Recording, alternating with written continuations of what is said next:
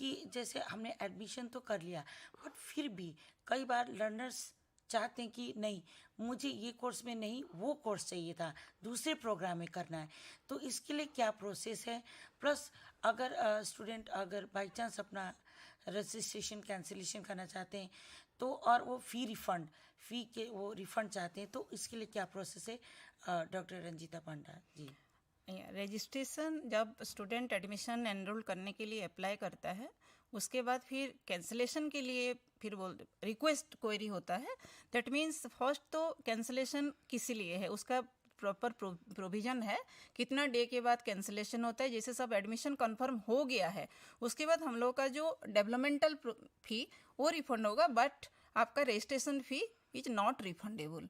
और 15 प्रोग्राम फी रिफंडेड, तो उसको अभी रजिस्ट्रेशन फी हम बोल रहे हैं, प्रोग्राम फी तो रिफंड नहीं होगा, बट वो 15 दिन के बाद जो 15 days after confirmation of the admission उनका 500 रुपीज का डिडक्शन होता है।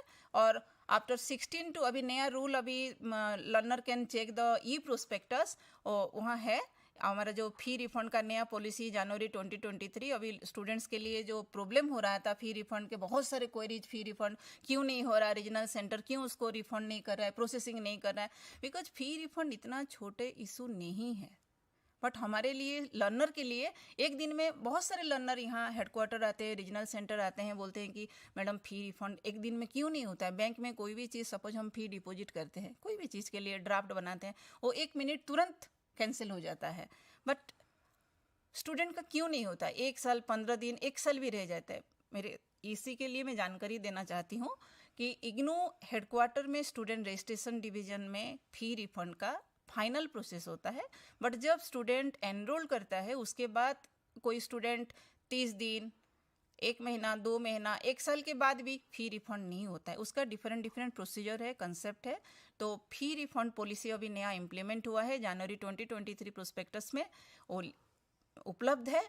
और हमारे लर्नर को मेरा रिक्वेस्ट है, श्वेता जी, हम उन्हीं को बोल सकते हैं, उसी को they have to go through the each and every word. 15 दिन के बाद कितना फी डिडक्ट होता है, 30 दिन और 90 डेज के बीच में कितना फी डिडक्शन होता है। और इस चीज का रूल भी हमारे कॉमन प्रोस्पेक्टस में मेंशन है। यस, वो page number I think it is E prospectus, so 306, I think E prospectus की 306 उसी में लिखा हुआ है कि कितने दिन, 15 दिन के बाद, बट एडमिशन कंफर्मेशन के बाद ही हम लोग किसी को प्रोसेस करते हैं। उसमें पहले हम लोग को क्लियर करना होता है कि स्टूडेंट को हम लोग स्टडी मटेरियल दिया है कि नहीं, रिसीव हुआ कि नहीं। वी हैव स्टूडेंट के लिए हमारा जो स्टडी मटेरियल के SLM देने के लिए एक डिवीजन है, MPDD, मटेरियल, डिस्ट्रीब्यूशन डिवीजन, वहाँ हम लोग चेक करते हैं कि स्टूडेंट के पास मटेरियल रिसीव हुआ कि नहीं है। मटेरियल रिसीव वो चेक करने के बाद फिर हमारा CSRC जो फर्स्ट यूनिट है, जो एडमिशन मॉनिटरिंग करता है ऑल द रीजनल सेंटर को, सेंट्रल स्टूडेंट रजिस्ट्रेशन सेल, वहाँ वो लोग देखते हैं कि स्टूडेंट का प्रॉपर प्रोसीजर में स्टडी मटेरियल रिसीव हुआ है कि नहीं, फी दिया है कि नहीं, सब कुछ करके उसके बाद फी रिफंड सेक्शन में we have to process the refund as per the refund policy. तो मोटे तौर पे हम बच्चों से ये कहना चाहेंगे कि अगर आप अपना किसी वजह से आप अपना एडमिशन कैंसिल करा रहे हैं तो आप थोड़ा सा पेशेंस रखिए, थोड़ा सा सब्र रखिए। अगर आपका यूनिवर्सिटी के नॉर्म्स के हिसाब से रिफंड होता होगा, कुछ डिडक्शन होके बहुत मिनिमम चार्जेस होते हैं जो डिडक्ट होते हैं, उसके बाद कुछ ऐसा भी प्रोसीजर होता है जैसे मैम ने बताया है कि 3 महीने के बाद फिर आपका बिल्कुल रिफंड नहीं होगा। तो ये प्रोसीजर, सब चीज़ें हमारी प्रॉस्पेक्टस में बहुत क्लियरली मैंशनड हैं।